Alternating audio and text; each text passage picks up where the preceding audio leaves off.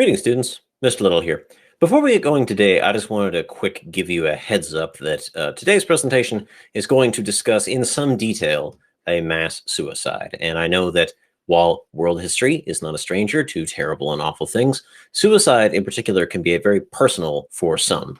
And so I want to just be clear that the purpose of this presentation is not to promote the idea of suicide.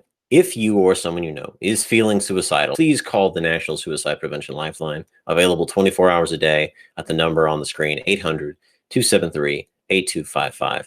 And honestly, if you're not in the right headspace to watch this particular video, maybe this just isn't the time. Go watch something else and then come back and watch this later. It's not going anywhere. But with that said, let's go ahead and get going. So some of you might recognize this character and this quote.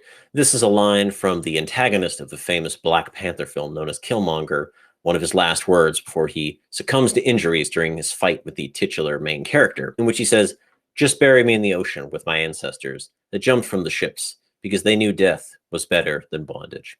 Now, what he's referring to is Africans in the Atlantic slave trade who committed suicide rather than remain slaves on the plantations of the Americas. And I think a lot of individuals who learn about the Atlantic slave trade intuitively know that this probably happened quite a bit, and there are indeed records of it.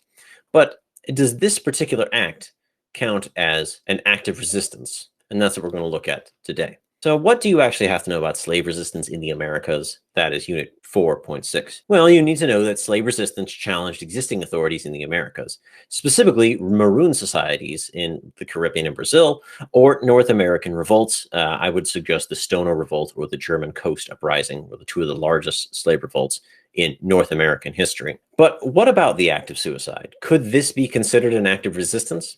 So let's talk about an event that happened in 1803 at a place called Igbo Landing in what is now Georgia, San Simeon, Georgia. Much of this event is shrouded in mystery, and it's not entirely clear what happened, but we do know a couple of facts. So an illegal slave ship coming to Georgia was taken over by 75 enslaved Igbo, which are a group of people from northern Nigeria.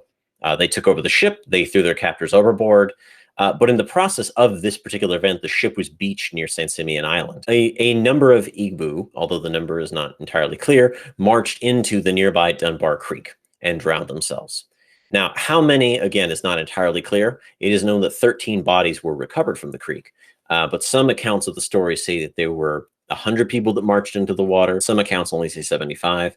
The total number of individuals who participated in this activity has not been established with any sort of certainty. But the story itself raises an interesting question. Was this simply deaths of despair? Did these Igbo people look around and realize that their situation was hopeless in a foreign land surrounded by people that sought to enslave them? That's what I thought at first too, but then I listened to several versions of the story, and this does not represent a death of despair. I believe, and many scholars agree, it represents an act of resistance, a calculated decision designed to reject the life of slavery. So for example, it was said in one version of the story that the Igbo marched into the water of the Dunbar Creeks chanting, "The water god has brought us here, the water god will take us back," believing that by being immersed in the water, that the water god would take them back to Africa, right? A deliberate decision, not necessarily one out of despair. According to some versions, this act was not spontaneous, but it was organized by an Igbo chief who happened to be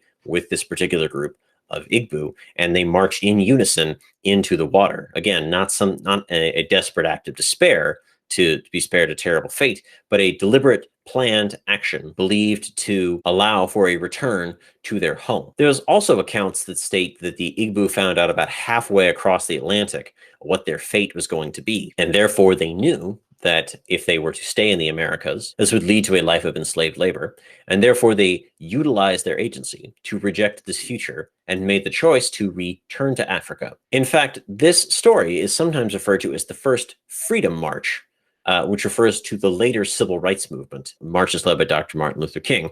Sometimes what has happened at Igbo Landing is referred to as the first Freedom March because it was literally a march into the water, which was believed to take them back to Africa, take them to freedom. This story of Igbo Landing helped to popularize what's called the Flying African or the Flying Negro myth or tale, which alludes not only to the imagination of supernatural power and the soul's return from exile, but also to the ideological choice of suicide that was often made by enslaved Africans. This logical and defiant act of rebellion actualized the return. Suicide not only would deprive their potential captors of their labor and the thing that they so desperately sought to control about each enslaved individual, but that suicide would actualize and make real their return to Africa. Now, the story of Igbo Landing was actually considered to be a myth up until the 1980s, when it was confirmed by the discovery of a number of documents and by anthropologists and sociologists who traced the stories back to documented events. And even though the academics for many years sort of dismissed the story of Igbo Landing,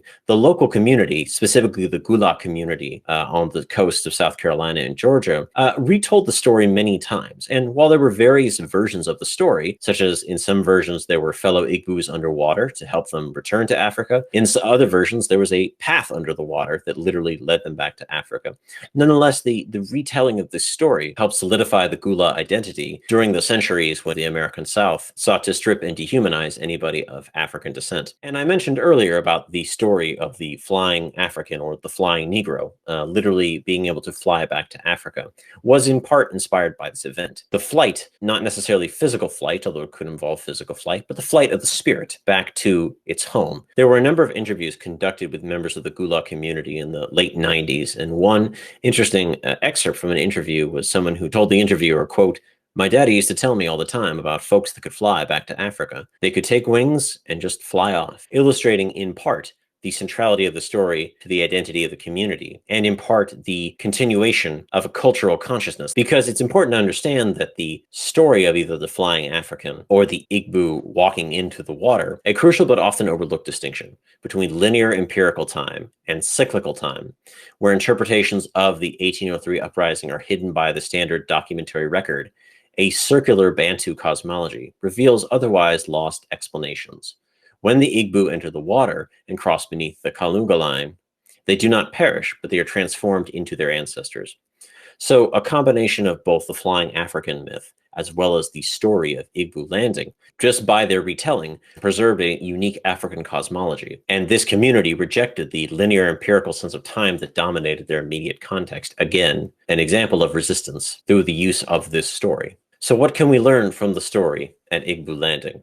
Well, we can learn the totality of the system of Atlantic slavery and the shock of the Igbo at discovering that they had literally been transported perhaps a world away. It's very hard for us to comprehend the psychological trauma that must have been felt, because we think about the physical trauma and the physical violence that slaves probably felt during their captivity and their transportation. Without a doubt, a great deal of psychological trauma that came along with being transported, as far as anybody knew, literally to the other end of the earth. It's also a reminder of the deception involved in the slave trade, and we should not be surprised that such an inhumane practice did indeed involve a great deal of deception. The ultimate lesson we can take from the story of Igbo Landing is that agency to resist can take many forms, including that of suicide. Humans find some way to assert their agency, and they will find some way to assert their autonomy, and that might take the form of suicide. As I said earlier, no version of the story depicts the Igbo slaves any sort of despair. Rather, it is a bold determination, or the concept of a happy reunion back with their ancestors or back in their homeland. Where can you use this information? Well, if you have any essay that discusses slavery, the slave trade, the growth of slavery in the Americas, resistance to slavery in North America, or cross-cultural exchanges in the Atlantic world, if you have an essay on any of these topics, the inclusion of Igbo Landing is a great way to make your essay just a little bit more complex. If you'd like to learn a little bit more about this topic, I will include a link to the slides in the description, along with a link to the sources I have consulted for this particular episode of Complexity Fuel. My name is Mr. Little, and I'll see you next time.